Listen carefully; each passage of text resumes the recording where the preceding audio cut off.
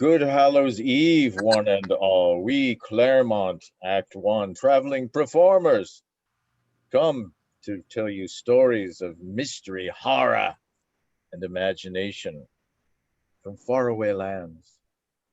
Tonight's story comes from the unforgiving coast of the Isle of Wight, in the land of Blackgang Chine in the village of Chale, an area so unforgiving, so desolate, surrounded by such beauty you'd wonder, what cataclysm, what catastrophe happened here? Well, the locals tell the story of the legend of Blackgang Chine and the Giant of Chale.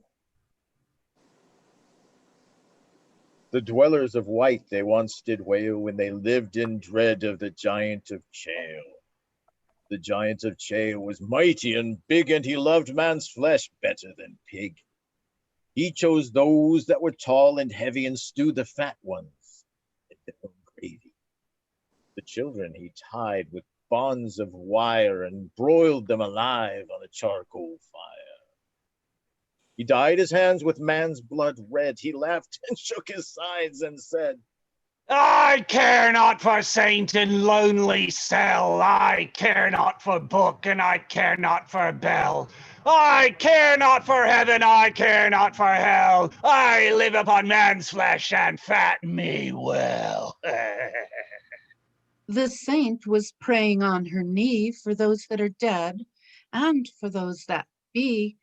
And as she raised her voice in prayer, she heard the curses fly through the air.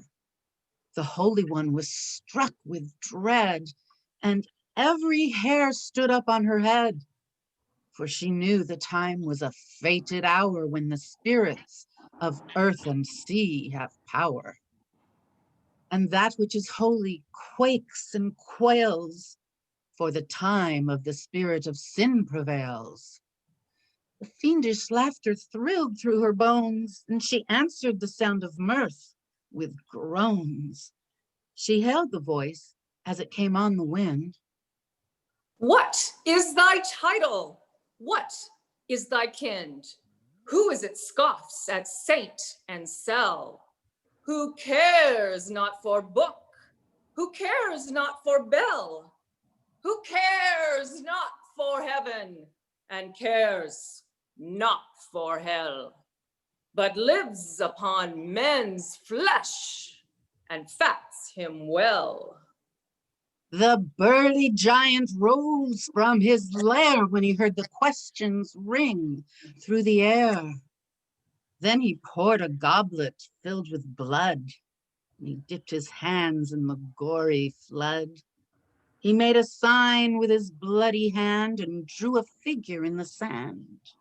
I'll make her spirit quake and quail that questioneth the ogre of Chale. I dare her to meet me at midnight red when the horned moon is overhead.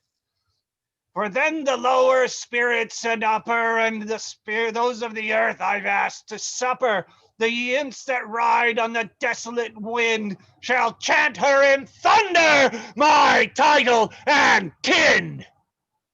There was heard, when the blood of the sign had dried, a whizzing sound on every side.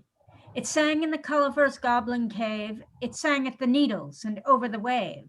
It sang on Hecla's frozen strand, it sang on the desert's burning sand. It sang the mountains and clouds aboon, and the whizzing sound went up to the moon. The sound went down to the ocean's deep, and the Kelpies were roused from their evening sleep.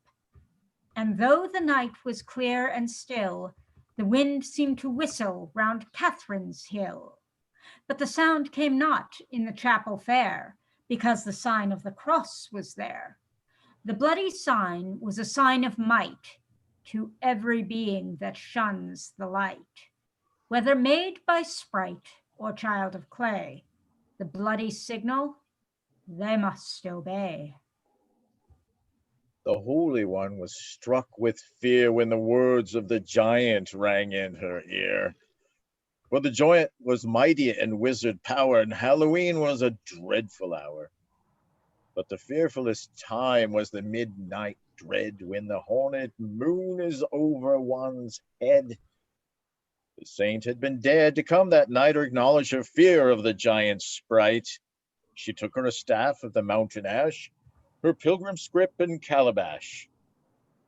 Nor spirit did she hold in scorn distilled from the barley corn, for she had grown infirm and old, and to keep herself from catching cold, at midnight she left her lonely cell to seek the giant's flowery dell. In a lovely vale, all down by the sea, was the cave of the giant's cruelty. The valley side was blossoming fair, for every flower blossomed there. The violet and primrose gay and cowslip tall, they adorned the way, nodded to him the bluebell harebell, and smiled the yellow daffodil. The heath, its little eye did twinkle, and stared the humble periwinkle. Snapdragon opened its yellow mouth, and sunflower turned his face from the south.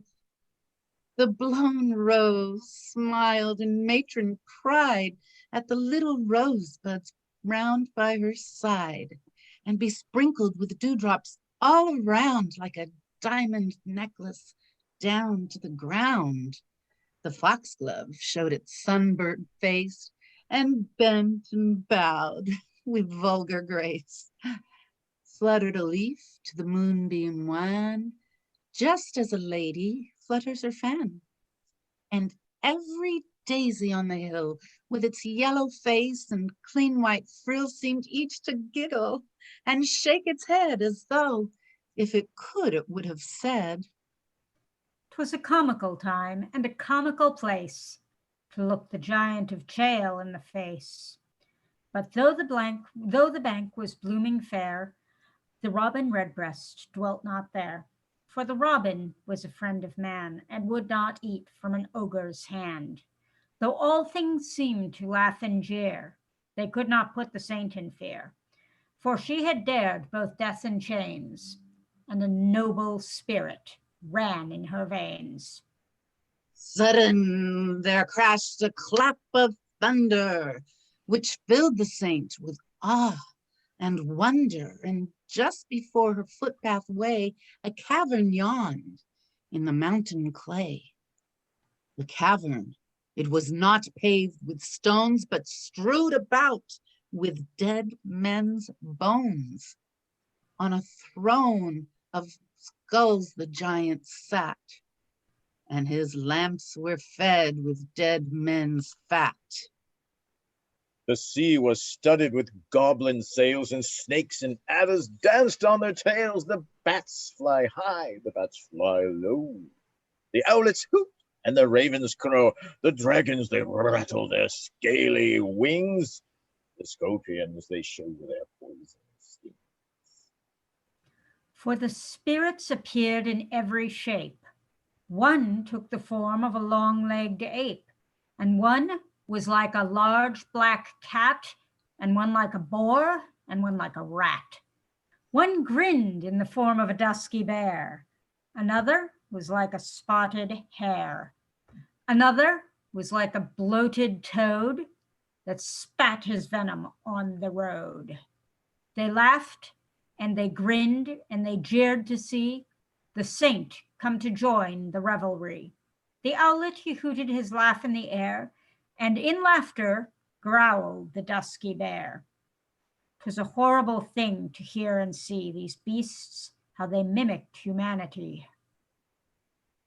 On a table, in lieu of a loaf of bread, was a bodiless but living head. Its sightless eyeballs they rolled about, its bloodless tongue it lolled out. The giant is called for his favorite dish of reptiles alive and loathsome fish. The soup, it was brought in earthenware pails. The mermen who carried them hop on their tails. The leeches crept in, the leeches crept out. The blind worms and lizards, they wriggled about.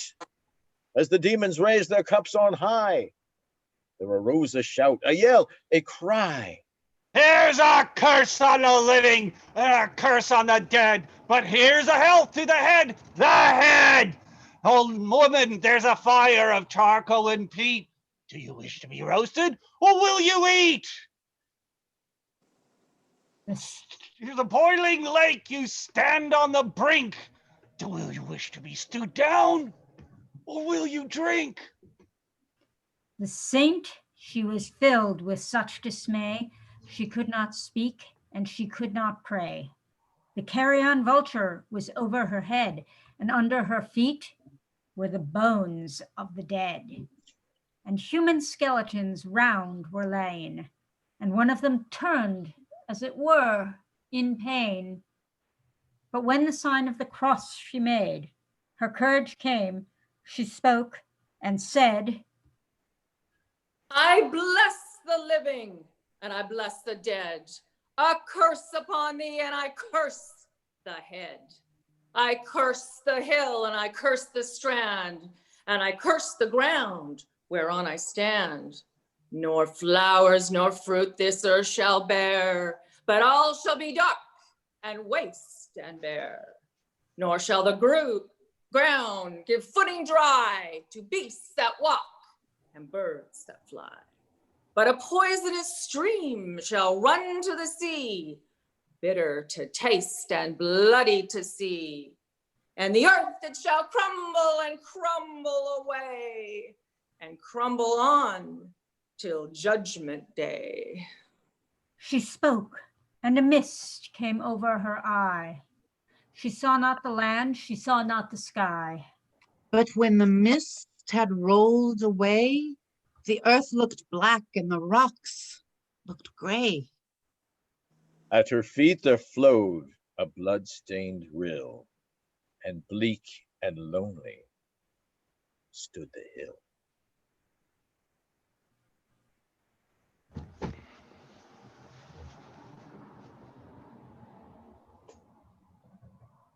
Happy Halloween, Happy everyone. Halloween. Happy Halloween. Halloween, everyone. Thanks for sharing the evening with us. Stay tuned to our more antics in November from Claremont Act 1. Hey, let's be safe out there. Bye-bye. Bye.